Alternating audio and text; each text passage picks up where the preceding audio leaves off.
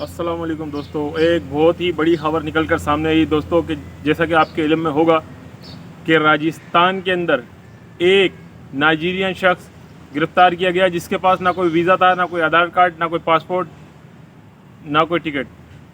अस्सलाम वालेकुम दोस्तों, उम्मीद करता हूँ आप सब खैरियत से होंगे, अपनी लाइफ बहुत अच्छी तरीके से एंजॉय कर रहे होंगे। तो दोस्तों, जैसा कि आप जानते हैं कि हम शुरू से लेकर अब तक ग़ुलाम हैदर भाई के बच्चों के लिए आवाज़ उठा रहे हैं और ग़ुलाम हैदर भाई के बच्चे जब तक बाजियाब होके वो जो अगवाकार हैं, अगवाकार सीमा, सचिन, नेत्रपाल, एपी सिंह, ये अगवाकार हैं दोस्तों कि जिस तरीके से गैर कानूनी तरीके से ये सीमा बच्चों को लेकर भारत में गैर कानूनी तौर पर मुकीम है, जिसका कोई मकसद नहीं, उसके पास ना कोई आधार कार्ड है, ना कोई पासपोर्ट, ना कोई वीज़ा, जो भी कुछ चीज़ें कागजात वो यहाँ से लेके गई थी वो इस वक्त जो भारत की जांच एजेंसियाँ हैं उनके हवाले हैं। और दोस्तों, एक और ख़बर आपकी निकल के सामने आई है कि जिस तरीके से एक नाइजीरियन शख्स, एक नाइजीरियन का बंदा राजस्थान के अंदर घूमता हुआ फिरता हुआ पकड़ा गया, जिसके पास ना कोई वीज़ा, ना कोई टिकट, ना कोई पासपोर्ट, उसको जज ने फिलफोर 3 साल की कैद में डलवा दिया। एक नाइजीरियन शख्स था, उसको पकड़कर फ़ौरन भारतीय सुरक्षा एजेंसियों ने उसको फिलफोर 3 साल के लिए जेल में भिजवा दिया। जज साहब ने फैसला भी सुना दिया। तो दोस्तों, इसी तरीके से बिलखुसूस हमारी जो पाकिस्तानी भगोड़ी सीमा हैदर जो कि एक गैर कानूनी तौर पर अब तक भारत में मुकीम है 1 साल से, तो मैं पूछना चाहता हूं कि उसको क्या वजूहात की बिना पर अब तक उसको क्यों नहीं जो है जेल हुई है। जो नाइजीरिया का जो शख्स है उसको फिलफोर जेल पहुंचा दिया गया है जज साहब, बकौल जज साहब के, कि वो गैर कानूनी तौर से भारत के अंदर एंट्री करी। तो प्यारे बहन भाइयों, मैं भी यही पूछना चाहता हूँ आप लोगों से कि जब नाइजीरिया के इस शख्स को गैर कानूनी तौर पर एंट्री करने की वजह से भारत सरकार, जज साहब ने उसको फिलफोर 3 साल के लिए कैद की सुना दी है, तो अब तक ये हमारी सीमा भगोड़ी 1 साल हो गया, अब तक इसको क्यों नहीं कोई सज़ा सुनाई गई। हम इस बात पे परेशान हैं।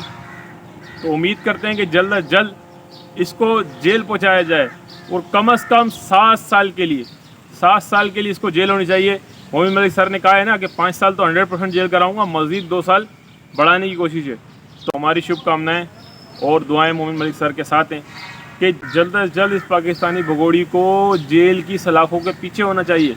क्योंकि दोस्तों, आप सोचें कि एक नाइजीरियन शख्स जो पकड़ा गया उसको कितनी जल्दी उसको सज़ा भी सुना दी गई 3 साल की, और वो जेल के अंदर भी चला गया क्योंकि उसके पास ना कोई आधार कार्ड था, ना कोई किसी किस्म का कोई वीज़ा नहीं था। वो गैर कानूनी तौर पर भारत में एंट्री की थी।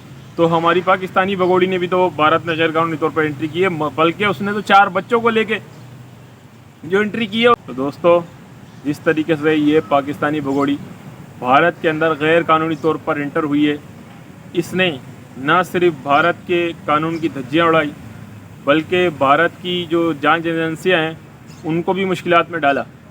और इसने जो 2 अधिकारी उस वक्त वहाँ ड्यूटी पर मामूर थे, उनको भी इसकी वजह से जो है अपनी नौकरी से दस्तबरदार होना पड़ा। तो दोस्तों, सोचें कि वो जो शख्स थे, जो अधिकारी थे, उनके घर का अभी क्या माहौल होगा, जिसकी वजह से, इस भगोड़ी की वजह से 2 बेचारे वो शख्स अपनी नौकरी से हाथ धो बैठे।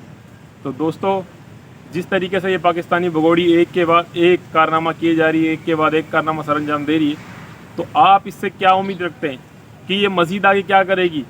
कभी ये सनातन मज़हब का मजाक बना रही है, कभी ये इस्लाम मज़हब का मजाक बनाती है, कभी ये कोई मामला करती है, कभी पाकिस्तान की बुराई करती है, कभी पाकिस्तान के लोगों को बुरा भला बोलती है, कभी पाकिस्तान की औरतों को बुरा भला बोलती है, कभी ये कहती है कि पाकिस्तान में औरतों पर जुल्म होता है।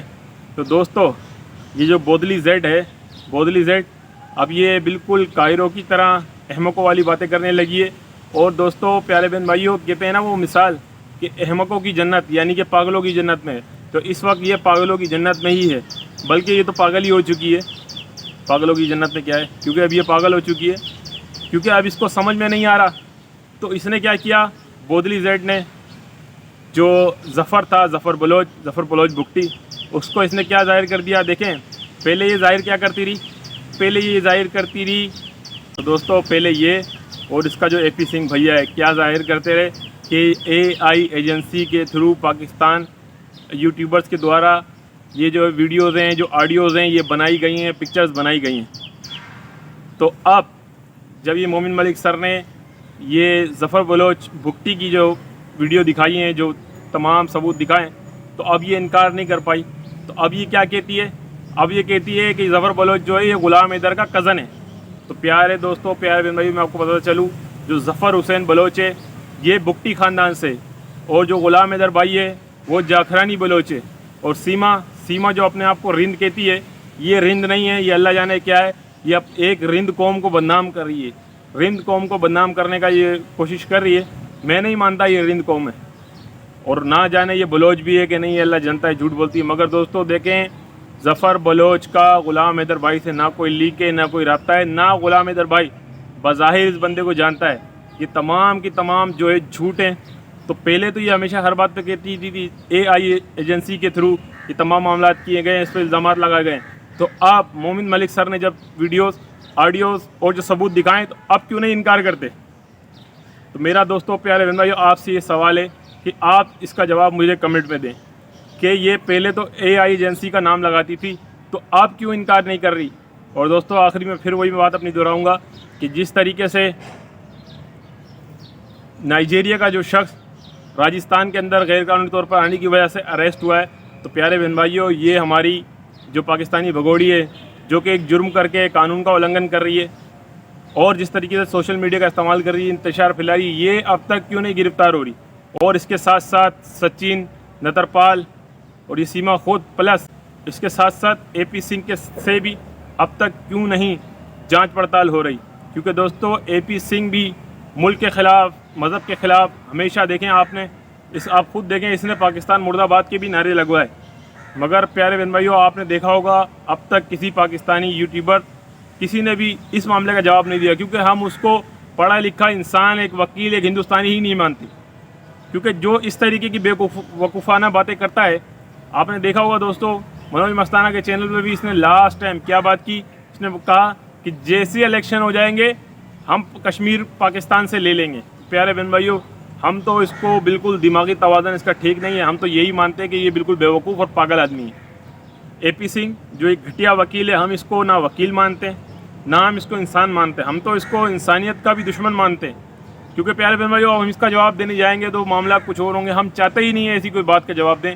प्यारे बहन भाइयों, जैसा कि हमारे सनातनी बहन भाई, खुसूसी तौर पर हिंदुस्तान के जो बहन भाई हैं, उन्होंने अब तक ना ज़ात देखी, ना मज़हब देखा, ना दहेज देखा, वो हक़ की बात कर रहे हैं, ग़ुलाम हैदर भाई के हक़ के लिए आवाज़ उठा रहे हैं, ग़ुलाम हैदर भाई के बच्चों के लिए आवाज़ उठा रहे हैं। इसीलिए प्यारे बहन भाइयों, हम भी सिर्फ ओनली, हमारा मकसद ओनली एक ही है सबका, कि ग़ुलाम हैदर भाई के बच्चे फिलफोर ग़ुलाम हैदर भाई को मिल जाएँ, और ये भगोड़ी, सचिन नतरपाल, ये जल्द से जल्द जल जाएँ। तो दोस्तों, इस वीडियो से ज़्यादा फिर मिलेंगे नेक्स्ट वीडियो में। अल्लाह हाफ़िज़।